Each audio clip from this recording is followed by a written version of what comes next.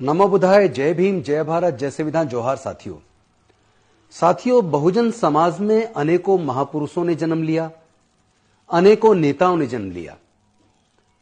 लेकर तथागत बुद्ध से संत गुरु रविदास, संत कबीरदास, गुरु नानक देव, ज्योतिबा फूले, सावित्रीबाई फूले, फातिमा शेख, नारायण गुरु, पेरियार रामास्वामी नायकर जी, संत गाडगे बाबा, संत घासीदास और न जाने कितने, अनेकों, यहां तक कि संत अच्युतानंद जी, न जाने कितने महापुरुषों ने जन्म लिया और उन्होंने वैज्ञानिक दृष्टिकोण के साथ साथ सामाजिक न्याय के संदेश को जन जन तक पहुंचाने का काम किया। किसी भी प्रकार का छुआछूत, ऊंच नीच, असमानता खत्म हो, सबको बराबरी का अवसर मिले, सबको मानवता का दर्जा मिले, सबको न्याय मिले, यानी कि सामाजिक न्याय की लड़ाई और वैज्ञानिक दृष्टिकोण को साथ लेकर कैसे आगे बढ़ा जाए, इस पे हमारे अनेकों महापुरुषों ने अपने अपने तरीके से मिशन मूवमेंट को कहीं ना कहीं आगे बढ़ाया।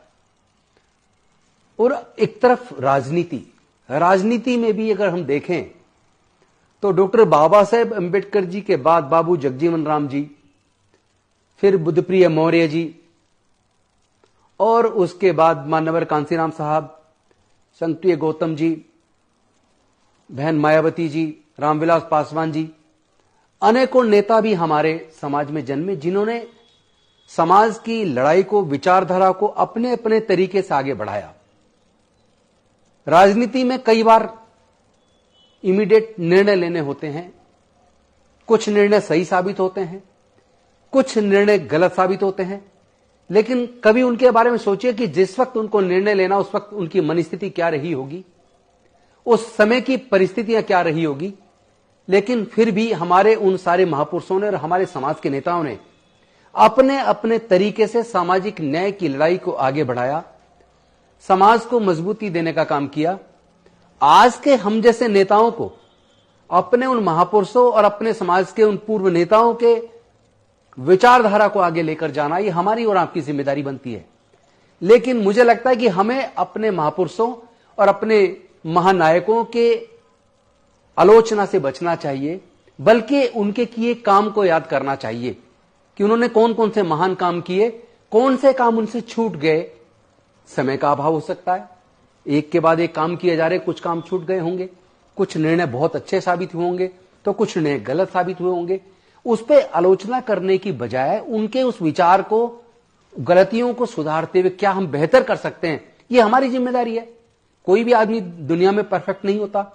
जो आदमी जन्म लेता है, अच्छे काम करता है, उससे भी गलतियां हो सकती हैं, लेकिन हम गलतियों को ढूंढें और अच्छे काम को अगर इग्नोर कर दें तो ये तो कोई अच्छे नेता के, अच्छे नेतृत्वकर्ता के गुण नहीं होते।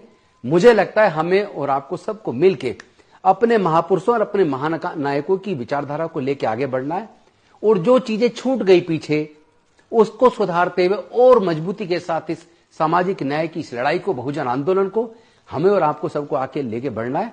और किसी भी सूरत में अपने नेताओं, अपने महानायकों, अपने महापुरुषों की आलोचना नहीं करनी चाहिए। हमें सीख लेनी चाहिए उन मनुवादियों से जिन्होंने कभी, आप देखेंगे वो कभी अपने नेताओं की, अपने महापुरुषों की बातों की आलोचना नहीं करते।